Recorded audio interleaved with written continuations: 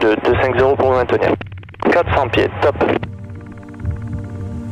Sur l'axe, 350 pieds, top, annoncé miroir.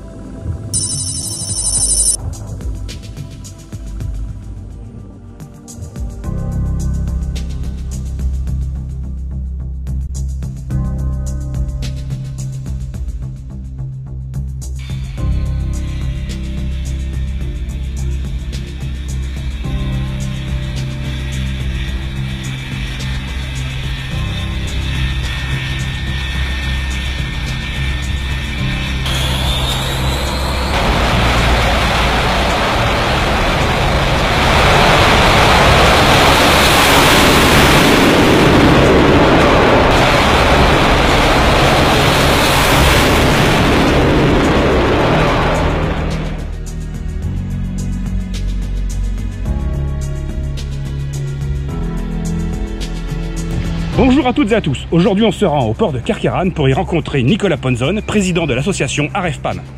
En 2010, en compagnie d'autres membres de son association, ils ont découvert totalement par hasard des fragments métalliques s'apparentant à être des débris aéronautiques.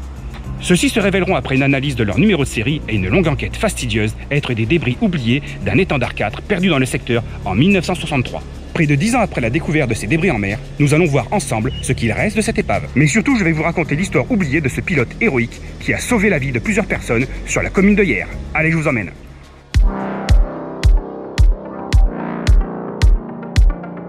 Aujourd'hui, exceptionnellement, le format de cette vidéo ne sera pas notre traditionnel tuto de site de plongée, mais plutôt la découverte d'une histoire d'un crash méconnu. Le choix de ne pas vous la proposer en tuto de site de plongée pour cette fois provient principalement de son état de conservation actuel et surtout du secteur où elle se situe. Néanmoins, nous avons jugé utile de vous raconter son histoire, toujours intéressante pour tout passionné de drame aérien et maritime. Après cette petite introduction clin d'œil dont bien entendu vous aurez reconnu la référence au film Top Gun, monté sur ces magnifiques images propriété de la Marine nationale, dont bien entendu malheureusement je n'ai pas eu la chance de les réaliser personnellement, celles-ci ont pour but d'illustrer l'histoire de notre pilote qui perdit son appareil au large de la plage de l'Almanar. L'étendard 4 était un intercepteur de basse altitude conçu pour être indétectable au radar de l'époque, mais également un chasseur léger d'appui de troupe au sol. Entré au service actif dans la chasse embarquée française en 1961, aux côtés des Crusaders réalisés, il fut déployé sur les porte-avions Foch et Clemenceau. Cet appareil développé par Dassault Aviation était une évolution d'un précédent projet, le Super Mister B2, qui fut un gros échec commercial. Celui de l'étendard 4 se voudra en combler ses lacunes. Équipé du réacteur Snecma Atar 8 de 5 tonnes de poussée, il atteignait les 900 km/h de vitesse de pénétration pour une envergure de 9,60 m par 15 de long. C'est aux commandes de son tout nouvel appareil que le premier maître Bonderf, le 27 septembre 1963, prend son envol pour un exercice d'entraînement à basse altitude. Au cours de son exercice, il suit un cap qui l'aligne avec l'aéroport de Hyères, quand soudainement, son réacteur explose en vol. L'appareil, devenu totalement incontrôlable, part en vrille et s'oriente sur les hôpitaux non loin du rivage. Dans un geste désespéré et d'une grande bravoure, le pilote tentera de redresser son appareil au péril de sa vie et ne s'éjectera qu'une fois cela réussi.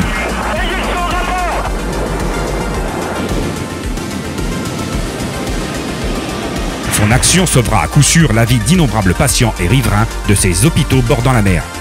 Ce jour-là, le pilote ne dut son salut qu'à l'aide des 2 pêcheurs témoins de la scène et venus immédiatement lui porter assistance à bord de leur bateau.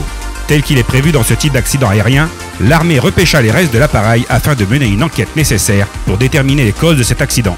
La majeure partie des débris fut récupérée, mais à la suite d'un violent coup de Mistral venant perturber les opérations de recherche, qui s'étendaient sur une zone représentant près de 5 terrains de football, les travaux sous-marins furent interrompus brusquement.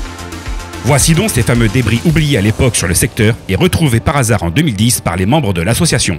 Comme je vous l'expliquais au début de ce film, une enquête minutieuse portant sur les numéros de série retrouvés sur ces fragments confirmera bien qu'il s'agissait de l'étendard 4M du premier maître Charles Bonderf de l'escadrille 15F.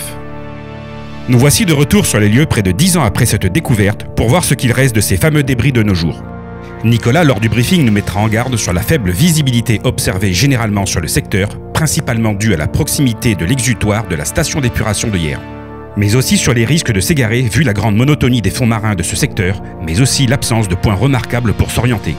Point positif pour la sécurité de cette plongée, la profondeur n'excédera pas une dizaine de mètres. Nous nous enfonçons donc dans une eau chargée avec une visibilité de 5 mètres maximum sur un fond de sable stérile et de posidonie morte. Il nous faudra dès lors toute la précision du GPS pour nous mener directement sur les premiers fragments encore invisibles à nos yeux. Commençant personnellement à douter de la technologie, il me fallut voir Nicolas commencer à creuser le sédiment pour reprendre confiance en la découverte de nos fragments perdus.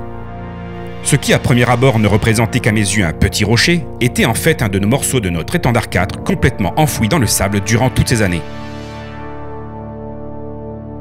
Après quelques minutes à le dégager, nous commençons à voir réapparaître la couleur blanche qui caractérise la partie inférieure de l'appareil ainsi que quelques rivets d'assemblage de ces fameuses plaques métalliques.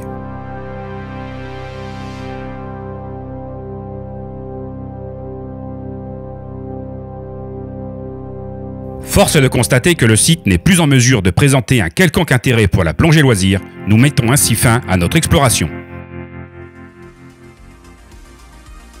Eh bien, nous voici arrivés au terme de cette histoire. J'espère qu'elle vous aura intéressé, malgré le côté peu spectaculaire que représentaient finalement les restes de cette épave.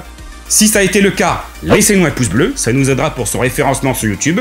Si ce n'est pas déjà fait, abonnez-vous, ça nous aidera également. Et sinon, je vous dis à bientôt pour de nouveaux tutos.